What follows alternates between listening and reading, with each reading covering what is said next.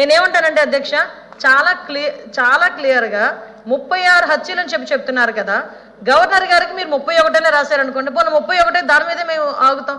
ఆ 31 మంది ఎవరున్నారు, ఏ ప్లేస్లో ఎవరు చంపారు, పోనీ ఎవరు చచ్చిపోయారో మీ నాయకులు ఒకసారి మాకు లిస్ట్ ఇవ్వండి. అవి రాజకీయ హత్యలని మాట్లాడుతున్నారు కదా, ఆ లిస్ట్ ఇవ్వండి, మేము దాని మీద చర్యలు తీసుకుంటామని చెప్పి స్ట్రైట్ అవే హోమ్ డిపార్ట్మెంట్ తరపున నేను అక్కడ చంద్రబాబు నాయుడు గారు గవర్నమెంట్ తరపున మేమందరం సిద్ధంగా ఉన్నామంటే ఈ రోజుకి ఎందుకు అధ్యక్ష నేమ్స్ ఇవ్వలేకపోతున్నారు? ఎక్కడ దాడులు జరిగినాయి అని చెప్తే ఎందుకు అధ్యక్ష? దాడులు జరిగిన ప్లేస్ చెప్పనండి. ఒకవేళ మా దృష్టికి రాలేదేమో, మా పోలీస్ డిపార్ట్మెంట్ దృష్టికి రాలేదేమో, ఒకసారి మీ దృష్టిలో ఏమైనా ఉంటే చూపించండి, ఒకసారి మేము చర్యలు తీసుకుంటాం. అంటే ఈ రోజుకి కూడా అది లేకుండా పైగా రాజకీయంగా మా మీద దాడులు చేశారు. ఏం దాడులు అధ్యక్ష? ఈ రోజు ఒక విషయం అధ్యక్ష, ఇక్కడ మేమందరం ఎమ్మెల్యేలు, ఎమ్మెల్సీలు, మంత్రులు, ఇక్కడ అందరూ కూడా మంత్రులు ఉన్నారు అధ్యక్ష, ఎమ్మెల్సీలు ఉన్నారు అధ్యక్ష. ఒక్కసారి లాస్ట్ 5 సంవత్సరాల్లో ఒక్క కేసు కూడా లేకుండా ఎమ్మెల్యేని కానీ ఎమ్మెల్సీని కానీ మంత్రిని కానీ చూపించమనండి అధ్యక్ష. ఈ రోజు నేను అడిగితే ఒకసారి ఎంతమంది మీద కేసులు ఉన్నాయంటే మేము చేతులు ఎత్తాం అధ్యక్ష. ఒక్కసారి ఎవరైనా చేతులు ఎత్తే పరిస్థితి ఏదైనా ఉందంటే ఎవరి మీద కేసులు ఉన్నాయా? కేసులు ఉన్న వాళ్ళు ఒకసారి ఛాన్స్ రైజ్ చేసుకుంటే, ఇంక్లూడింగ్ మీ, నా మీద 23 కేసులు, లోకేష్ గారి మీద ఒక 23 కేసులు, అందరి మీద మినిమం +10+ అధ్యక్ష.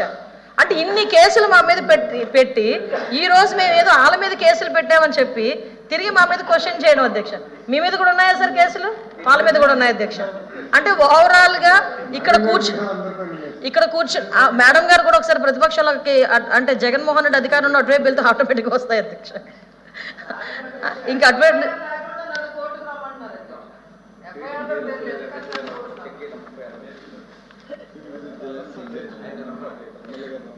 అదే అధ్యక్ష, ఓ పని చేస్తాను అధ్యక్ష. ఇంకొకటి మా సభ్యులు కూడా సలహా ఇచ్చారు ఈరోజు, ఎక్కడ ఫీల్డ్ విజిట్కి వెళ్దాం అధ్యక్ష, ఎక్కడ ఏం జరిగినాయి అన్న దానికి. పులివెందుల ఎమ్మెల్యే గారిని రమ్మనండి, ఫీల్డ్ విజిట్ కూడా మేము వెళ్తాం.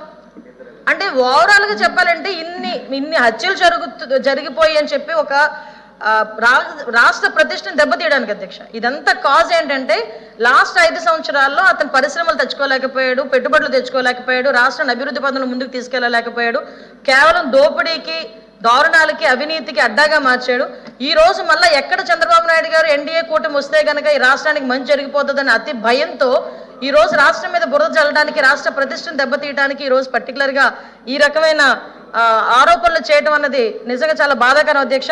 దీని మీద కౌన్సిల్ కూడా నేను చెప్తున్నాను అధ్యక్ష, కౌన్సిల్లో కూడా దీని మీద ఒకసారి మీరు కూడా చర్యలు తీసుకోవాలి అధ్యక్ష.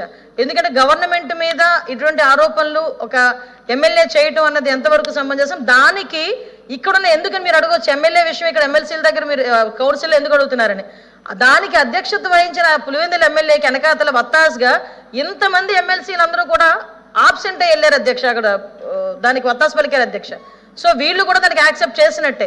డెఫినెట్ గా దాని మీద మనందరం కూడా చర్యలు తీసుకోవాలి అధ్యక్ష. Please subscribe